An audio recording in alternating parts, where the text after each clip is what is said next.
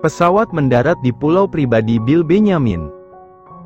Orang yang pertama keluar dari sana adalah Deah, yang nampak bersemangat saat melihat Juan berdiri di luar untuk menyambutnya. "Tuan Shirley." Deah sangat senang, "Saya senang Anda menyambut kedatangan saya." "Hahaha, anak ini langsung ingin datang kemari setelah mendengar kau ada di sini," ujar Bill. "Bagaimana keadaanmu, Nona Benyamin?" tanya Juan. "Ah, sebenarnya bahu saya masih sakit.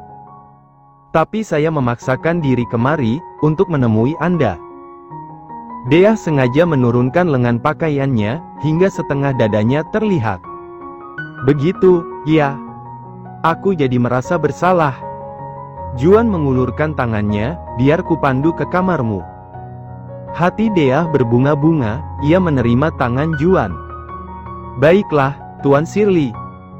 Saat Deah melewati ayahnya, mereka sempat berpandangan sebentar, memberi senyuman yang memiliki arti tersendiri. Deah berterima kasih, berkat ayahnya dia bisa seperti ini dengan Juan.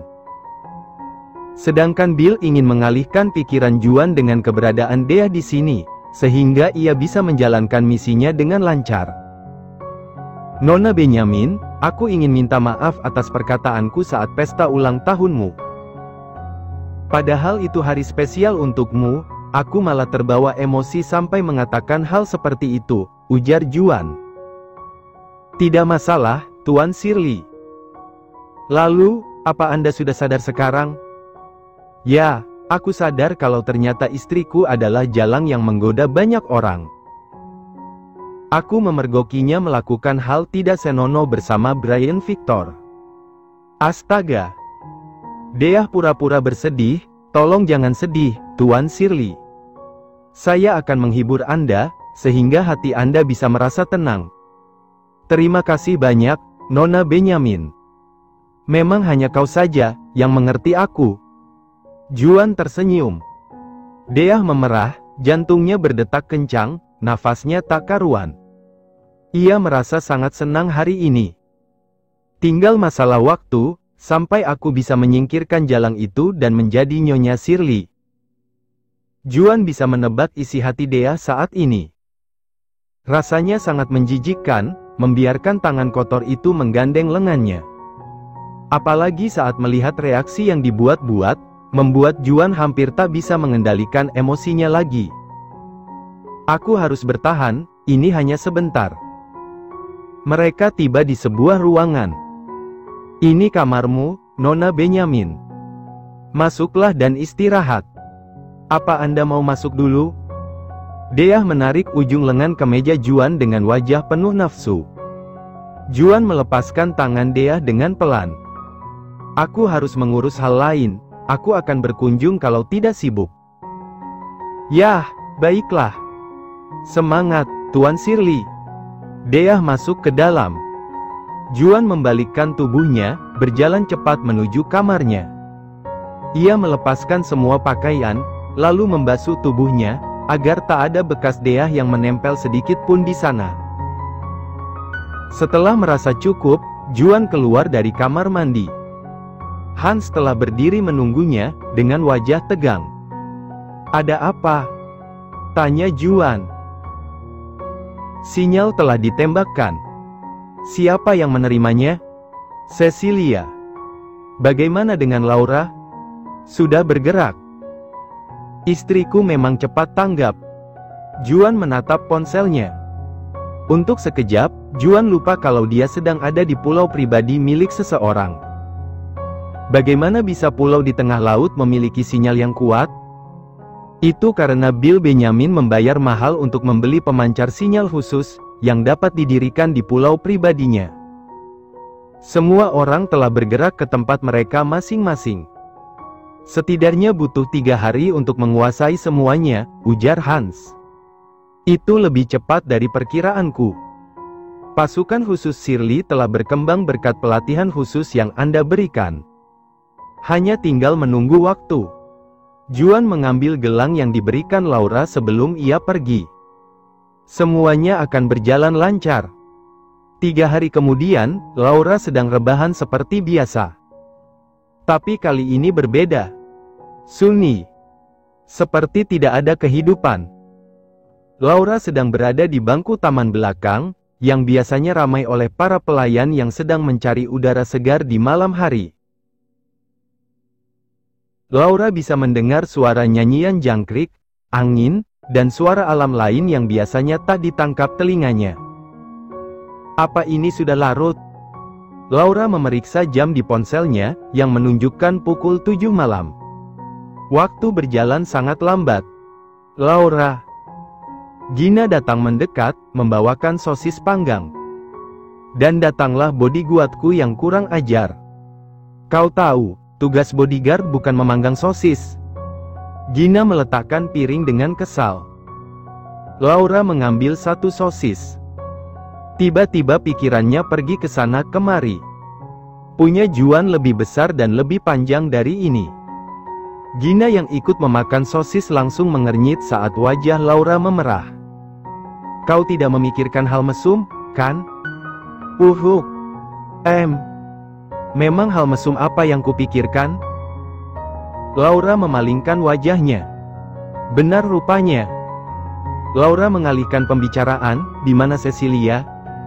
Dia bilang, masih mengurus hal lain. Oh, kau bosan ya? Menurutmu? Iya. Gina menatap ponsel Laura. Tidak ada panggilan? Lebih baik, kau diam. Juan tidak menghubungimu lagi? Benarkah? Padahal dia sudah berjanji. Sudah kubilang, diam. Laura kesal, karena ia tahu alasan kenapa Juan tidak bisa menghubunginya. Saat pesan misterius itu datang, Laura sadar apa yang sedang dilakukan Juan. Juan sedang menghancurkan Benyamin untuknya. Lalu, Juan meninggalkan sebuah tugas, karena ia tahu kalau Laura akan semakin bosan tanpanya. Tugas tersebut berhubungan dengan isi pesan misterius yang Laura anggap sebagai sinyal dari sesuatu. Apa aku harus memujinya? Dia memperkirakan banyak hal dengan baik. Tapi itu wajar untuk pemimpin Shirley, pikir Laura. Apa kau tidak kangen dengan Juan? Kangen. Laura terkejut saat ia sadar kalau Cecilia sedang berdiri di belakangnya, sambil memeluk lehernya. Hahaha.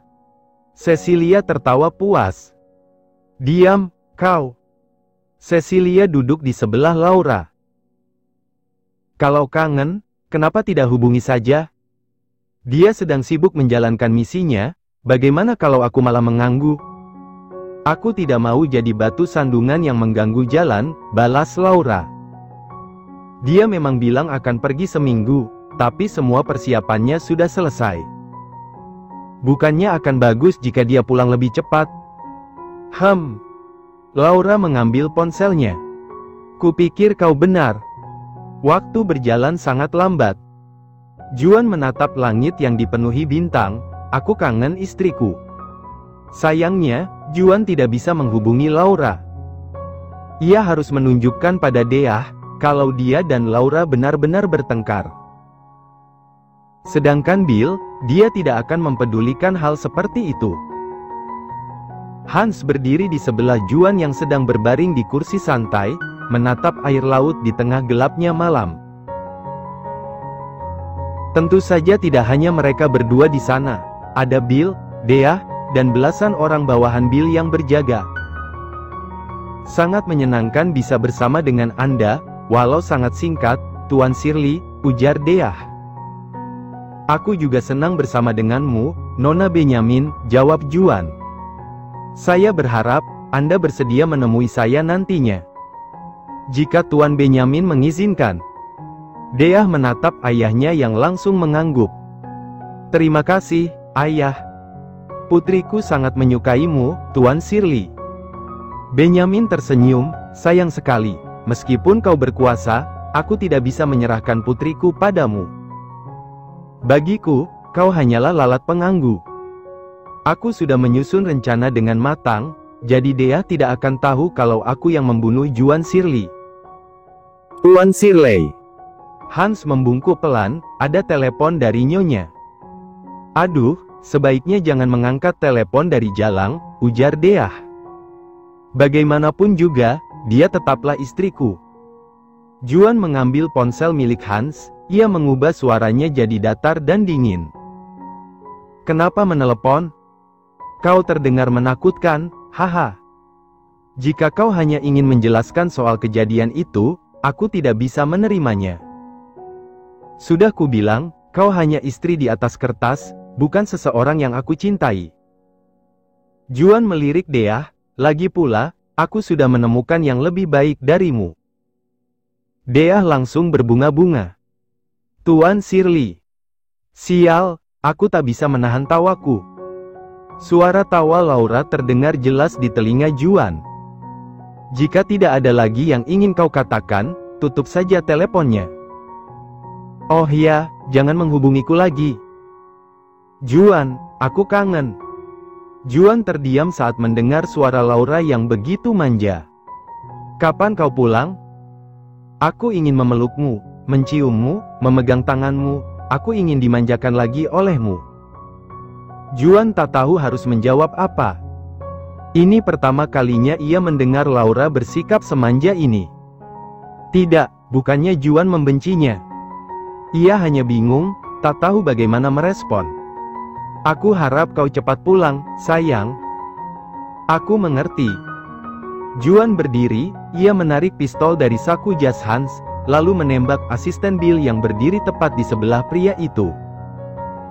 Hal ini membuat semua orang terkejut. Para penjaga langsung mengarahkan pistol mereka kepada Juan. Apa yang kau lakukan, Tuan Shirley? Bill berteriak marah. Maafkan aku, Tuan Benjamin. Juan tersenyum, aku harus mempercepat rencanaku untuk menghancurkanmu, jadi aku bisa pulang karena istriku sudah kangen padaku. Kau terlalu ceroboh. Bill berteriak kencang. Ceroboh bagaimana maksudmu? Tanya Juan.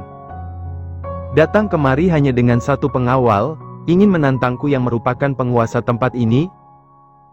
Jangan berlagak hanya karena kau seorang Shirley. Kau telah kalah sejak awal. Ujar Bill. Tak kusangka kau benar-benar bodoh. Juan menurunkan senjatanya. Kaulah yang bodoh. Bill terkejut saat semua pengawal Benjamin menodongkan pistol ke arahnya. Apa yang kalian lakukan? Semua pengawal Benjamin ini adalah pengawal khusus, yang telah dipersiapkan Bill untuk menghadapi hal-hal besar. Mereka telah banyak membantu Bill, bahkan pernah meledakkan salah satu kapal milik Shirley. Inilah sebabnya, penting untuk mengecek latar belakang semua orangmu, ujar Juan. Kalian bekerja untuk Shirley? Bill tak bisa mempercayai itu. Aku sudah membesarkan kalian selama 7 tahun. Bagaimana bisa kalian mengkhianatiku seperti ini? Tuan Benjamin, Anda salah paham. Kami tidak pernah mengkhianati Anda, karena sejak awal kami memang pasukan khusus yang dikirim Shirley untuk memata-matai Anda. Bill merasa dunianya langsung terguncang. Apalagi saat pengawal khusus menertawakan kebodohannya. Deah yang kebingungan dengan situasi ini, hanya bisa menempel pada ayahnya. Hahaha. Apa kau pikir kau sudah menang? Asal kau tahu saja, aku sudah bekerja sama dengan Victor. Bill buru-buru mengambil sebuah alat, berbentuk lingkaran kecil dengan tombol merah di atasnya. Jika aku memencet ini, maka pasukan Victor akan segera datang kemari. Bill menekan tombol merah, keluar suara dari sana, yang merupakan milik Ash Victor. Bill Benjamin, kau telah bekerja keras untuk menunjukkan dirimu pantas berdiri bersama Victor. Sayangnya, kecerobohanmu itu membuat kerugian besar untuk pihak kami, maka dengan berat hati aku mengatakan, aku tidak bisa membantumu lagi. Senang bekerja sama denganmu, walau sangat singkat. Setelahnya, alat itu meledak di tangan Bill, membuatnya terkena luka bakar di telapak tangannya. Ayah. Deah memegangi ayahnya. Bill bergetar, mengingat kata-kata Ash. Victor, kalian memang ular sialan. Sayang sekali, kau tertipu oleh mereka dengan mudah, ujar Juan. Bill berteriak, Fred, apa kau sungguh berpikir rekanku hanya mereka? Aku telah bekerja sama dengan 12 keluarga lain. Mereka pasti akan membalasmu, karena kematianku menyebabkan kerugian besar untuk mereka. Tentu saja aku sudah tahu itu, makanya selama 4 hari ini, aku menyebarkan bawahanku untuk menemui mereka. Kau menghancurkan mereka? Juan tersenyum miring. Aku menawarkan kerjasama dengan mereka. Aku memberikan mereka keuntungan, sebagai gantinya mereka membiarkanku untuk menghancurkan Benyamin. Apa? Itu tidak mungkin. Mereka setia kepadaku. Seorang bawahan datang, memberikan tumpukan kertas pada Juan. Ini, Tuan Shirley. Kau bisa membacanya sendiri. Juan melempar kertas itu ke arah Bill. Ini adalah salinan kontrak dari 12 keluarga yang mendukungmu, termasuk para kerabatmu sekalipun. Bill mencengkram erat semua salinan kontrak itu. Mereka mengkhianatiku, beraninya. Hahaha. Dia jadi gila, iya? Pikir Juan saat mendengar suara tawa Bill. Kau pikir ini sudah berakhir? Jika aku mati, maka kau juga tidak boleh bahagia. Aku sudah mengirim pasukan lain, mereka sedang menuju mansion Shirley. Mereka akan menghancurkan seluruhnya dan membunuh istri kesayanganmu itu. Juan tersenyum. Kau pikir aku tidak tahu itu? Apa? Bill berhenti tertawa. Bill Benyamin, apa kau tidak tahu, kalau istriku bukan wanita biasa? Tidak Mung. Aku sudah tahu rencanamu, maka aku mengirim sinyal pada istriku untuk membereskan sisanya. Itu hal kecil untuknya, kau bukanlah tandingan untuk istriku. Bill benar-benar telah kehilangan segalanya sekarang.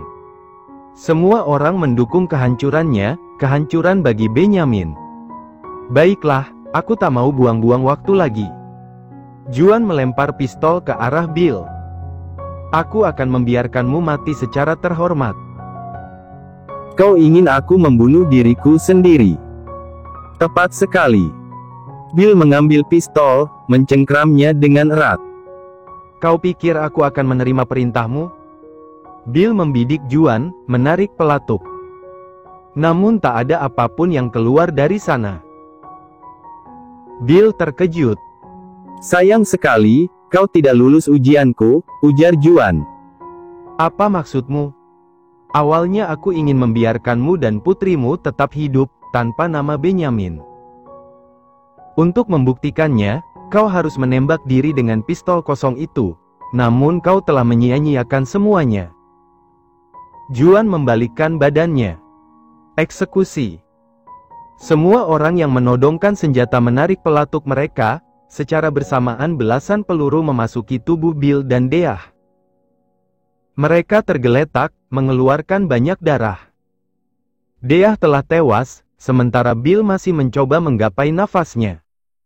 Kau akan. Hai. Dup. Ngan. Ku. Tu. Kan. Se. Lem. Anya. Juan menoleh, menatap Bill yang telah berhenti bernafas. Aku telah hidup dengan kutukan sepanjang hidupku, tak ada yang perlu aku takutkan dengan itu. Shirley sudah bergerak. Ash terkejut dengan perkataan asistennya, Theo. Benar, Tuan. Mereka bergerak lebih awal dari perkiraan. Gerakan mereka agak berantakan, tapi semuanya nampak berjalan lancar, balas Theo. Apa yang membuat Juan seperti ini? Saya dengar laporan, Laura Shirley menghubungi Juan, mengatakan kalau dia kangen. Ash terdiam sebentar, kemudian tertawa keras. Apalagi yang aku dengar kali ini? Juan jadi bodoh karena cinta? Itu bagus, dia menunjukkan kelemahannya secara terang-terangan. Kemungkinan besar, Bill Benyamin telah terbunuh saat ini. 12 keluarga yang mendukung beserta dengan kerabatnya, nampaknya tak bisa melakukan apa-apa, karena Shirley menemui mereka. Dia bahkan membujuk mereka semua. Anak itu memang luar biasa. Ash menggenggam pegangan sofa dengan kuat. Seandainya Brian seperti Juan, sejak lama kami pasti sudah menjadi yang teratas. Tuan, maafkan saya. Tapi, semua informasi ini saya dapatkan dari Tuan Brian. Apa? Ash terkejut, tak biasanya anak itu memberikan laporan duluan, kecuali aku memanggilnya. Lalu di mana dia sekarang? Saya masih belum mengetahuinya. Setiap kali dia pergi sendirian, tidak ada siapapun yang bisa melacaknya. Inilah yang membuatku gelisah. Apa Anda takut, kalau nantinya Tuan Brian melakukan pemberontakan? Pemberontakan? Anak itu? Hahaha. Theo, jangan bercanda seperti itu, kau tidak lucu.